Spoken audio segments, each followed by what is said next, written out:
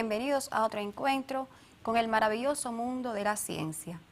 En la teleclase anterior trataron aspectos relacionados con el suelo, como su origen, composición y utilidad, analizando los componentes propios del suelo y la importancia que estos tienen para los vegetales. En la lección de hoy trataremos aspectos muy relacionados con ese tema, por lo que ya les propongo conocer el título de nuestra lección.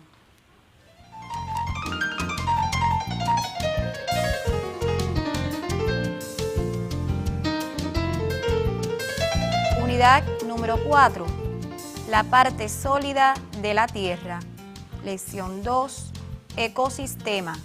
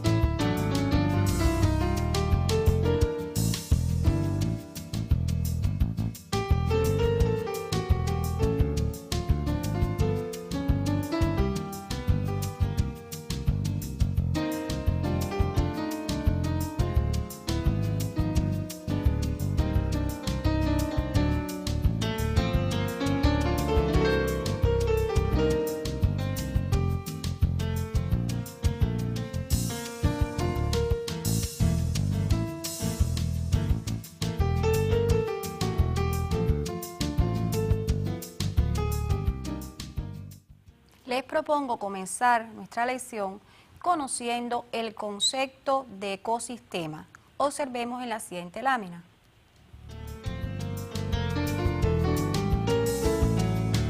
Ecosistema, sistema dinámico formado por una comunidad natural y su medio ambiente.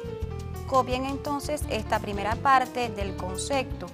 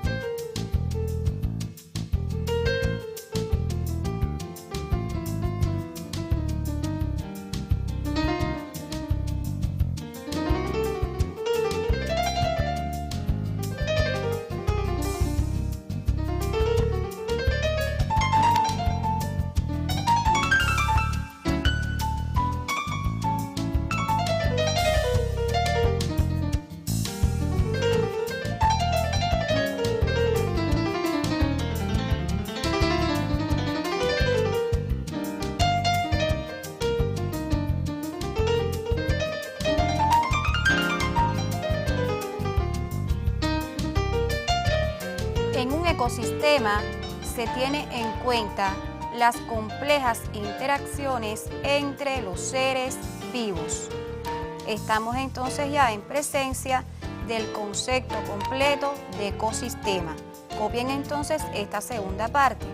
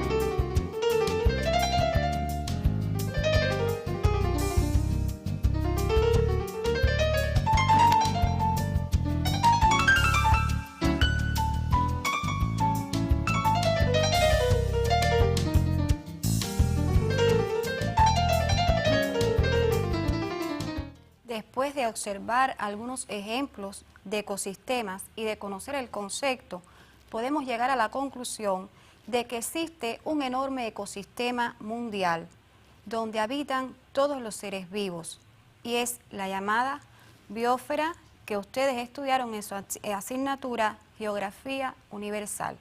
Ahora, ¿qué aspectos debemos tener en cuenta a la hora de estudiar un ecosistema? Observemos la siguiente lámina.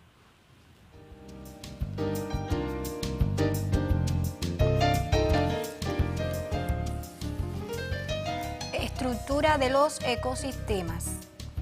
En el ambiente influyen con cierta amplitud el agua, el aire, la luz, la temperatura y el suelo, así como la distribución de los seres vivos.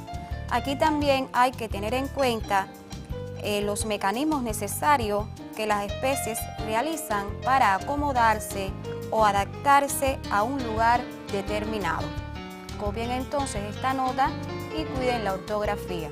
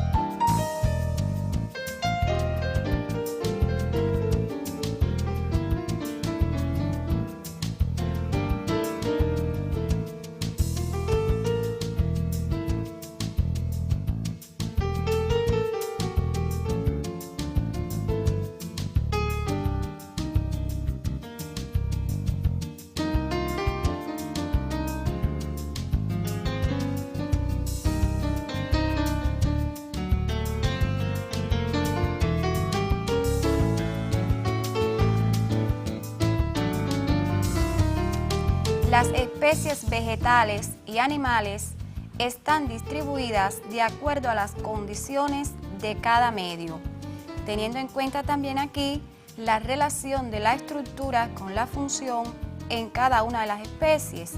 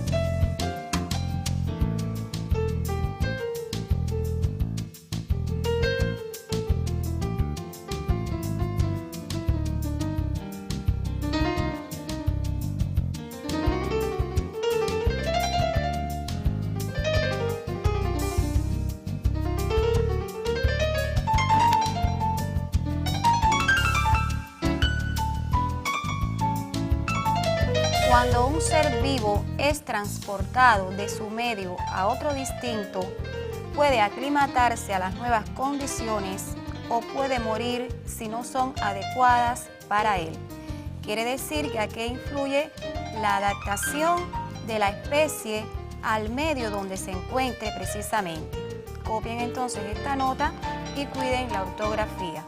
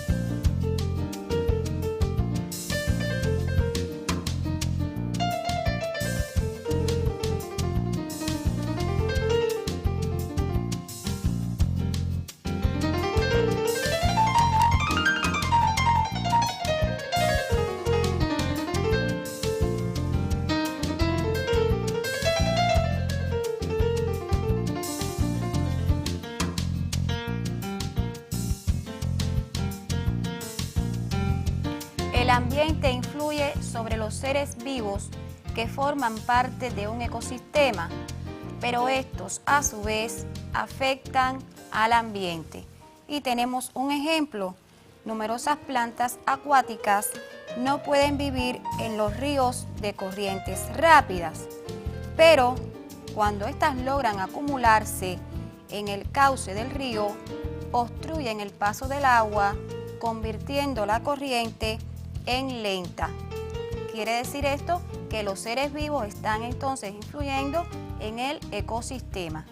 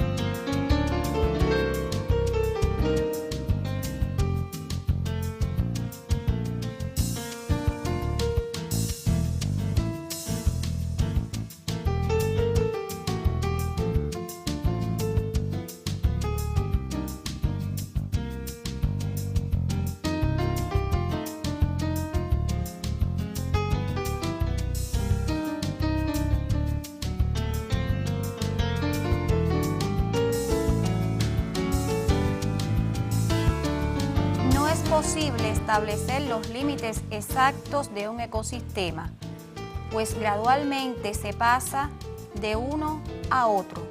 Y voy a ponerle un ejemplo para que comprendan esta estructura. Por ejemplo, el tronco de un árbol constituye un ecosistema, pero a su vez este guarda relación con el bosque. En el bosque puede estar relacionado con un río. Las aguas de este pueden relacionarse con un lago o llegan al mar, dando lugar a la integración de otros ecosistemas. Es por eso que existe un ecosistema mundial, como dijimos anteriormente. Copien entonces esta nota en su libreta.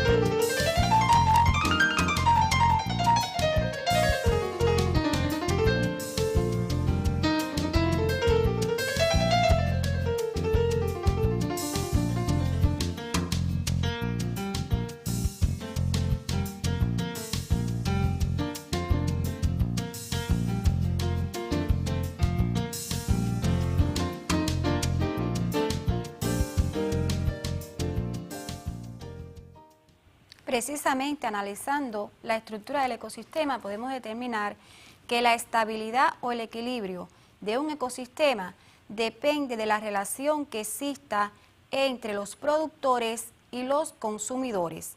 Observemos un ejemplo para comprender mejor este aspecto.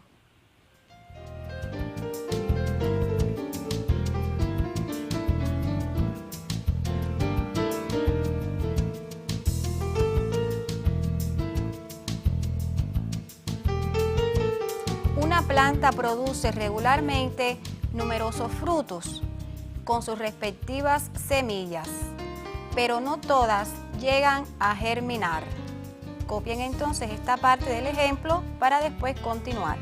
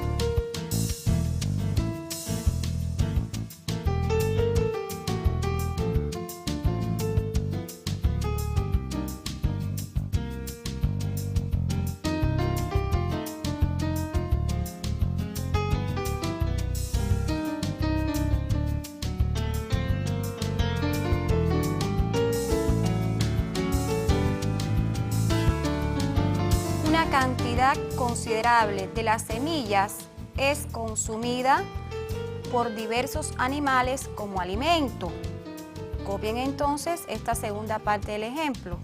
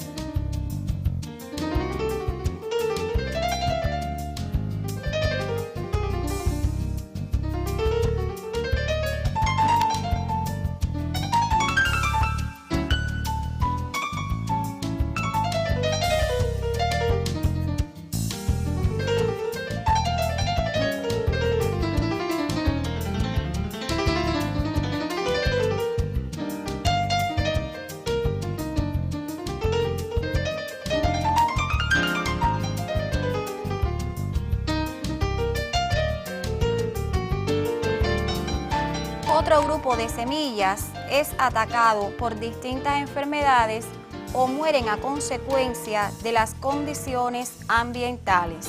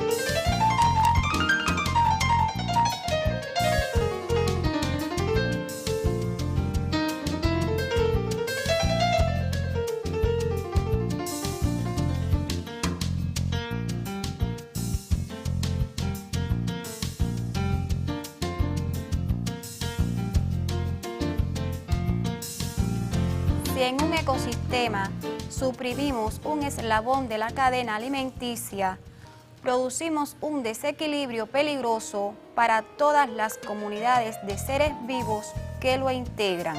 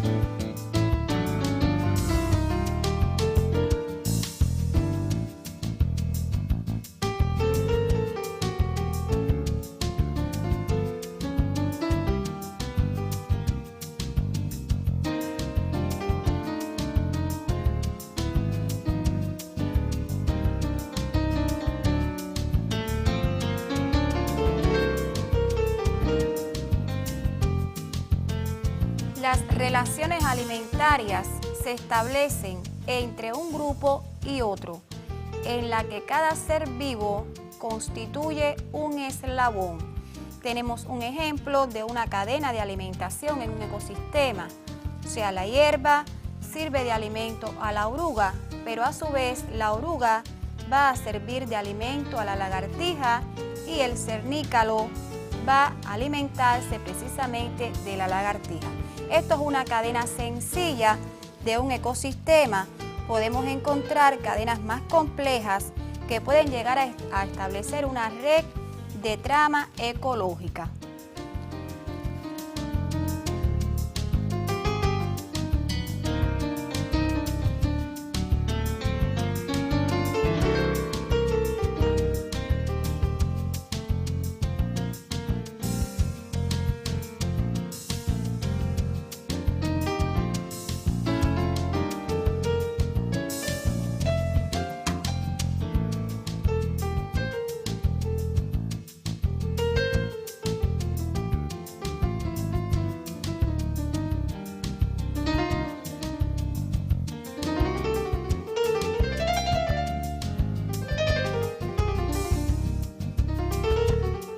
Podemos llegar a la conclusión de que los seres vivos en el ecosistema no se encuentran de forma aislada. Por el contrario, existe entre ellos una estrecha relación. Esto trae ventajas, por ejemplo, para la protección y la búsqueda de los alimentos en grupos organizados.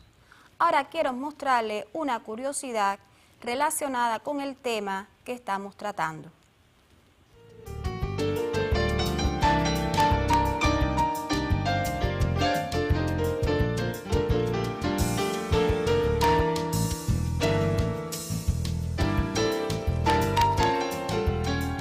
La selva tropical amazónica contiene más especies de flora y fauna que cualquier otro ecosistema del mundo.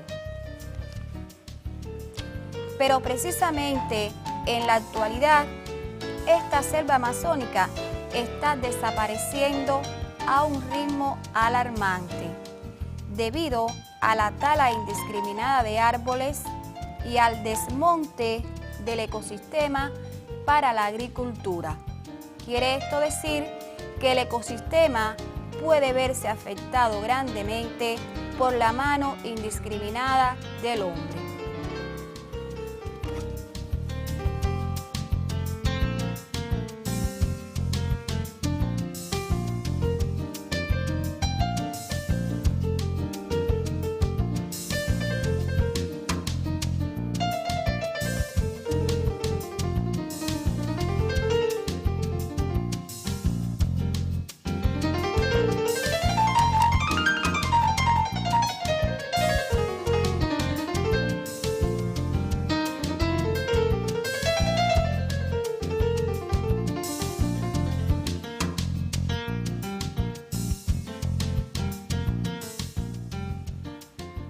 Para comprender mejor todo lo planteado hasta el momento, les propongo observar un material relacionado con el ecosistema. Pero antes, quiero que observen y copien una guía de observación donde tienen que analizar precisamente los aspectos fundamentales en el material.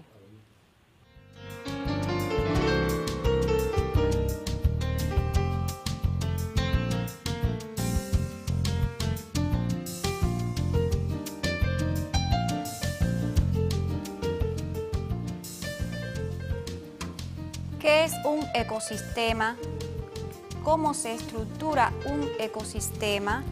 Y la forma en que se establece la relación de los seres vivos en el ecosistema.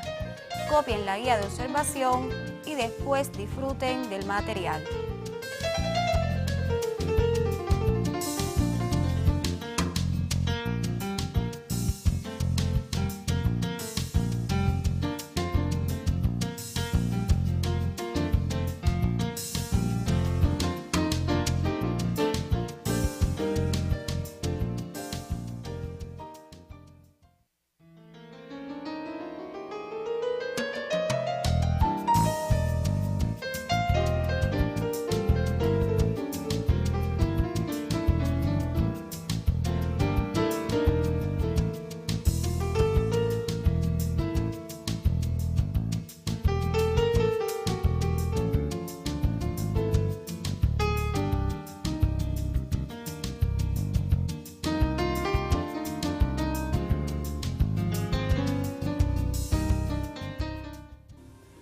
Y así ocurre en el mundo entero. Los microbios transforman y regulan ecosistemas grandes y pequeños. Un ecosistema es un entorno físico más todos los organismos que viven en él. En la siguiente media hora veremos una variedad de estos entornos que dependen de la acción de los microbios sobre el nitrógeno, el carbono, el azufre y otros nutrientes minerales esenciales. Mucho antes de que existieran plantas, animales, peces o insectos, y aun cuando faltaban 1000 años para la aparición de los dinosaurios, los microbios transformaron la atmósfera terrestre de una mezcla irrespirable de gases tóxicos a una de aire con base de oxígeno que usarían todos los seres vivos que vivirían aquí. En la actualidad, los microbios del océano afectan la temperatura del planeta. Las algas oceánicas producen un compuesto de azufre que escapa del océano e ingresa en la atmósfera. En ella, las partículas de azufre causan que la humedad forme gotas en las nubes. Muchas gotas conforman una nube muy blanca. Con pocas, vemos una oscura. El grado de blancura de la nube afecta la cantidad de luz solar y calor que se reflejan de la Tierra al espacio, una de las cosas que controlan la temperatura terrestre. Ciclos como este sustentan la vida en nuestro planeta. A este ecosistema completo se lo suele llamar Biosfera 1. Pero, ¿qué sucedería si los humanos trataran de recrear este sistema exitoso en un medio ambiente cerrado y diseñado a su semejanza? Un diminuto océano, corrientes de agua, pastizales, hasta un desierto, todo sellado por vidrio y acero.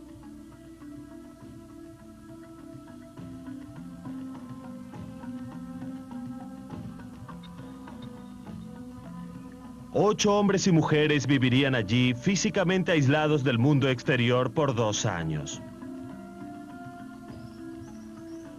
La Biosfera 2 era un mundo completo. Había muchas especies de plantas y animales, 7 zonas ecológicas.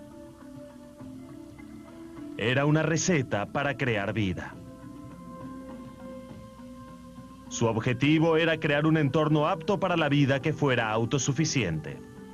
Si tenía éxito, demostraría la posibilidad de supervivencia en otros planetas, como Marte.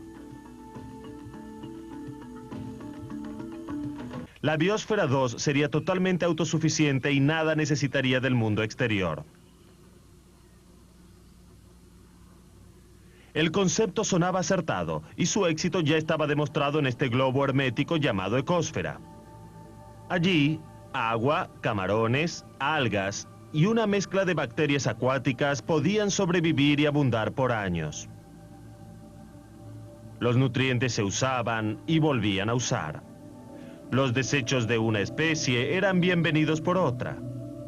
En un ciclo perpetuo estaban cubiertos todos los nutrientes para todas las criaturas. La Biosfera 2 se lanzó a hacer lo mismo, pero a escala mayor. Durante meses todo anduvo bien. La comida consumida crecía dentro de la biosfera. Los habitantes realizaban sus trabajos. Todas las zonas ecológicas crecían con éxito.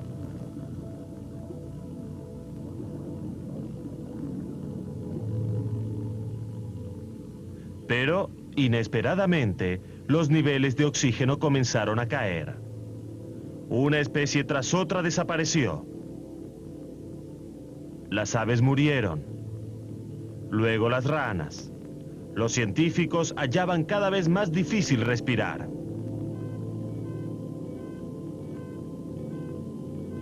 Se hicieron esfuerzos urgentes de remediar la situación y una vez que fallaron, se bombeó oxígeno desde el exterior. Así que el oxígeno, producto de la fotosíntesis, era menor al esperado. Pero esto solo explicaba una parte del fracaso. Se sospechaba que la mayor parte de la pérdida se debía a los habitantes más pequeños. La Biosfera 2 había fallado en gran parte debido a los microbios. La cuestión era, ¿por qué? ¿Qué salió mal?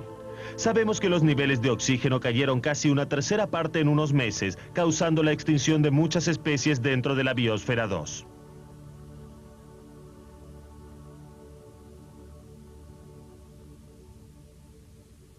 La sobrefertilización de la tierra creó un festín para los microbios.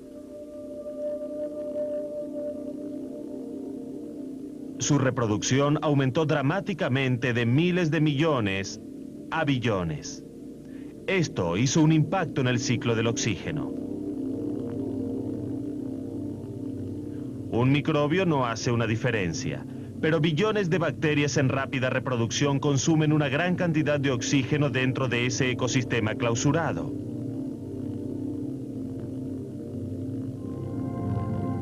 ¿La Biosfera 2 fue un fracaso? Sí y no. La Biosfera 2 nos dio la oportunidad de comenzar a desarrollar ideas que necesitábamos para comprender cómo nuestra propia biosfera trabaja en detalle. ¿Podemos permitirnos no comprender lo que son los microorganismos y lo que hacen? Hasta ahora no los comprendíamos. ¿Podemos permitirnos que siga el misterio? Antes de comenzar a predecir cómo nuestra propia biosfera responderá a las influencias humanas, tenemos que descubrir qué hacen estos organismos. Sin los microorganismos no habría vida vegetal ni animal. Desapareceríamos.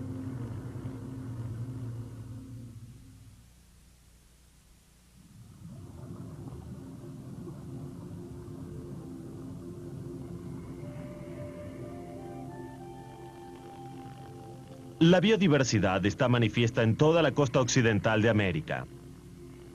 Miles de kilómetros de costas y golfos a lo largo del Atlántico son pantanos poco profundos y ciénagas. Un criadero increíblemente productivo para la vida marina, los insectos y las aves.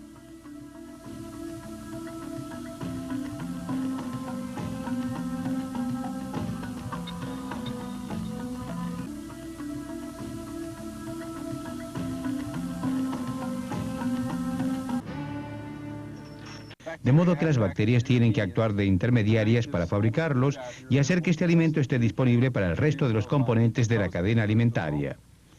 Y al descomponer el material, antes que nada, se produce o transforma en lo que llamamos material de detritus en el agua.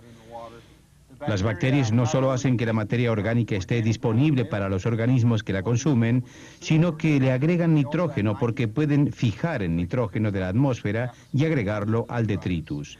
Así, forman una dieta más completa básicamente para el siguiente nivel en la cadena alimentaria, constituido por los organismos larvarios, los invertebrados que ven aquí en las ramillas, larvas de peces, insectos y finalmente aves y peces que se alimentan de ellos. Cuando observo a las espartinas de cerca, noto que bajo el nivel del agua presentan una película de aspecto amarronado. ¿Allí están trabajando los microbios? Allí comienza la acción. Esa película asciende a la línea de superficie y representa la descomposición del carbono de la spartina y las bacterias que se alimentan de él, dando lugar al proceso de descomposición y conversión de ese carbono en una fuente de alimentación más útil. Segundo, agregan valor nutritivo a ese material.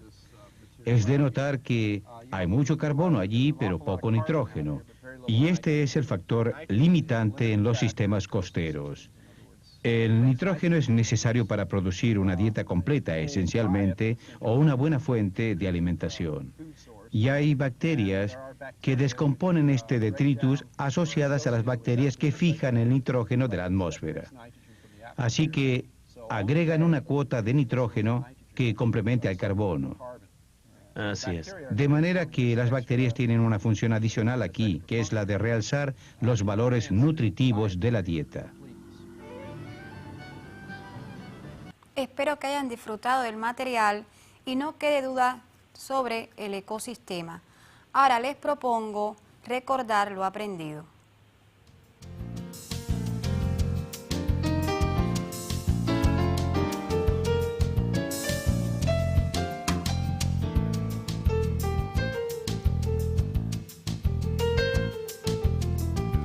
El ecosistema es un sistema dinámico formado por una comunidad natural y su medio ambiente, donde se tienen en cuenta las interacciones complejas entre los seres vivos.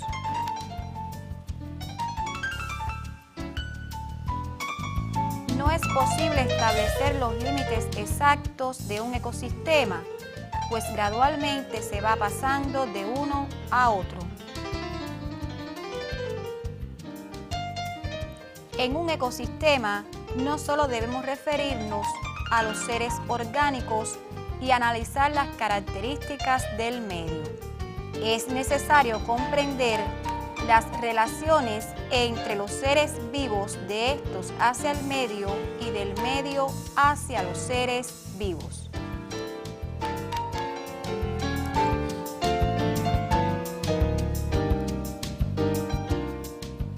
Los invito a que realicen las actividades que aparecen en su folleto relacionadas con esta lección. Y ya me estoy despidiendo hasta un próximo encuentro.